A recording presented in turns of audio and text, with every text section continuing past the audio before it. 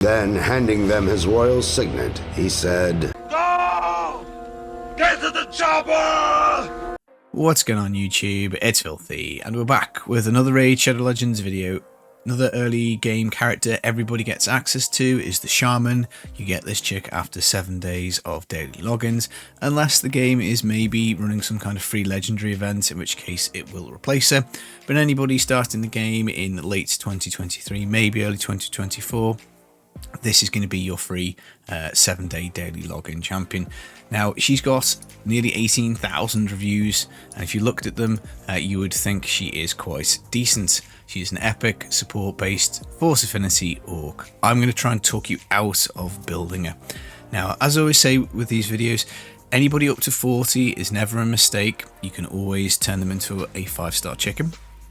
Secondly, for faction wars late game, as you get much further into it, she potentially can be useful. So we'll talk about it, talk about why I'm on day 8 of this brand new account. I'm not planning on building it. I will talk through some other options for what she does, for replacements and that sort of thing. But I guess let's just have a look at her kit.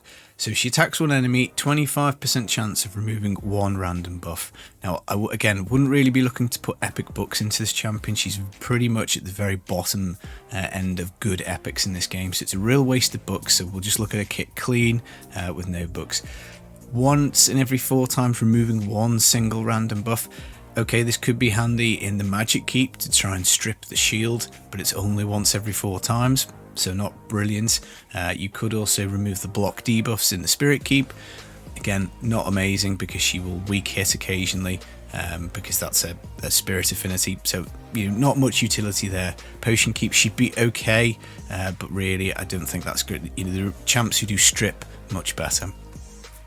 Then we've got an attacks one enemy and then puts 15% increased crit rate. I see this champion a lot in basically bad setup arena defenses, whereby she comes in, does this move, it gives your team 15% extra crit rate. I don't think it's worth it.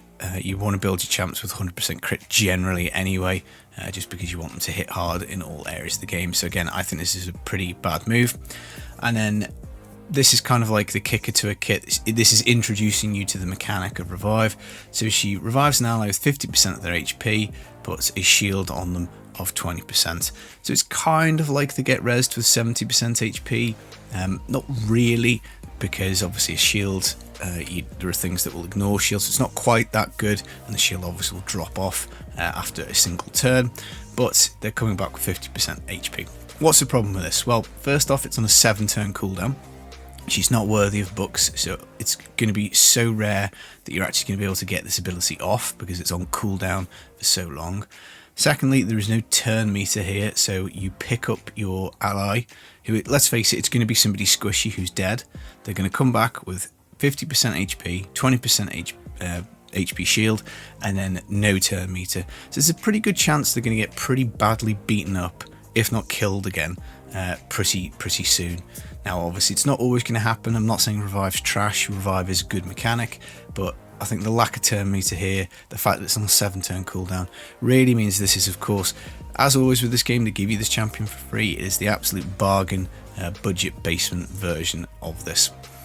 She does have a aura. It only works in Orc faction crypts, 23% defense aura. That's why she is quite decent for faction crypts. 23% extra defense on all your champions is handy. She does have a revive to help you get those 3-star completions, so you can pick up your weakest teammate. Particularly if you're doing it manually, save the revive until the end, pick up hopefully one weaker champion. Her stats are actually okay. 17.5k HP is kind of decent. 1100 attack, 1000 defense is good. Speed's really nice at 106, but ultimately she's just not worth it. Why is she not worth it? Well, because of the way the game is now, we do have more champions than we used to when it started.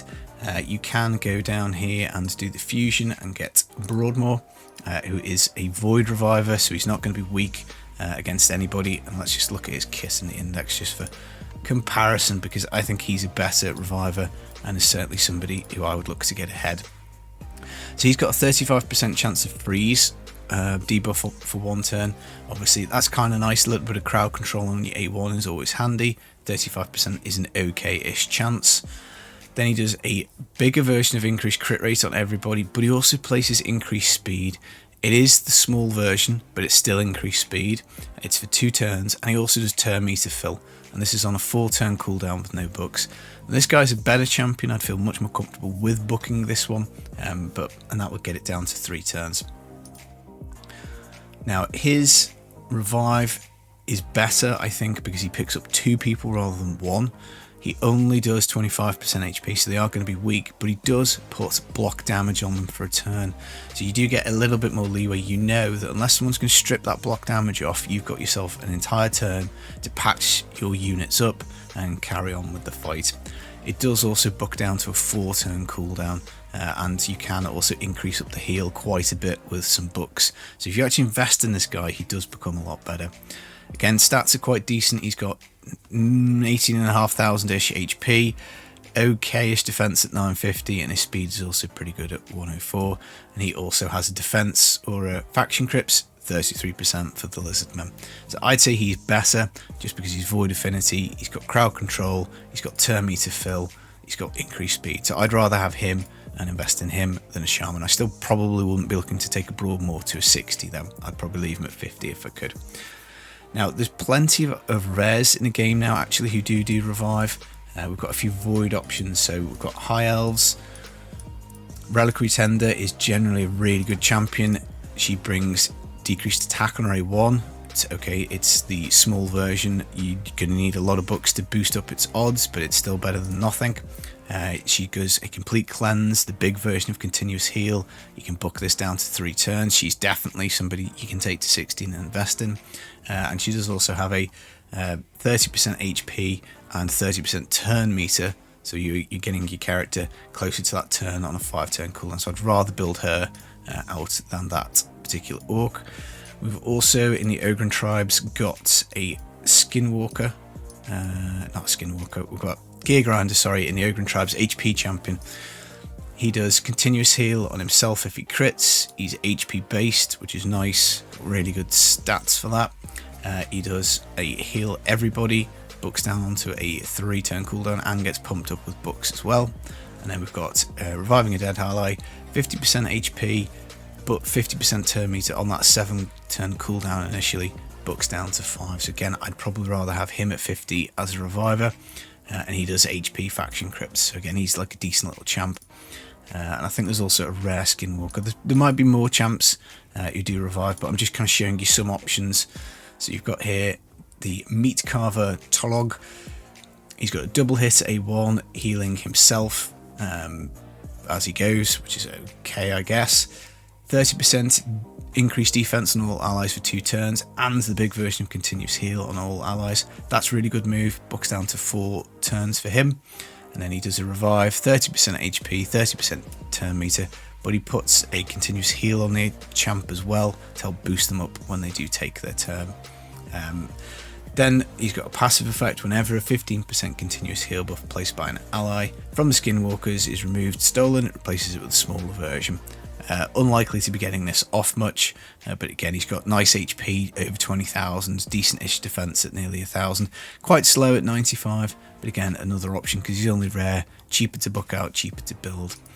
Now in general, one of the things as well you've got to bear in mind with revive is it's not the best mechanic in the world. It is handy sometimes, but you've got to bear in mind that if you're needing your champs to get revived, then they're probably getting a bit of a clobbering anyway, and picking them up isn't always necessarily going to be a massive advantage to you. Would I rather have a support champion who kept my team alive, putting, I don't know, increased defense on, increasing their speed, filling their turn meter, crowd controlling the enemy? Yes, I'd rather have somebody doing those type of skills, I think, rather than a kind of 7-turn revive with no turn meter. But they're just my thoughts. As I say, nearly 18,000 reviews. Most people, if you look at her, would think she's actually a really good champion. I personally avoid her every time I start a new account and build champions out. I just think she's very much at the absolute back of the queue. Now, I have been lucky. I've pulled Ugo. When I do get her ascended, we've got this automatic increased speed block damage that goes on her if she's the last enemy, last person alive against the enemies, and then she'll pick everybody up with 50% HP and 50% turn meter. Definitely an S tier champion, definitely a keeper, definitely somebody who I'm going to build next now that I've finished my KL at 60. And yeah, there are just better options. Even if you look at the Orc factions, so Faction Wars is one of the reasons potentially for building her. Even if you look at the Orcs, they've went back a while ago now and added a much better reviver. He picks up 2 people, 60% HP, 40% turn meter, perfect veil, again 7 turn cooldown, but he also fills up turn meter, big version of increased attack, and's got an HP burn on his A1, so better champion is old hermit Jorg.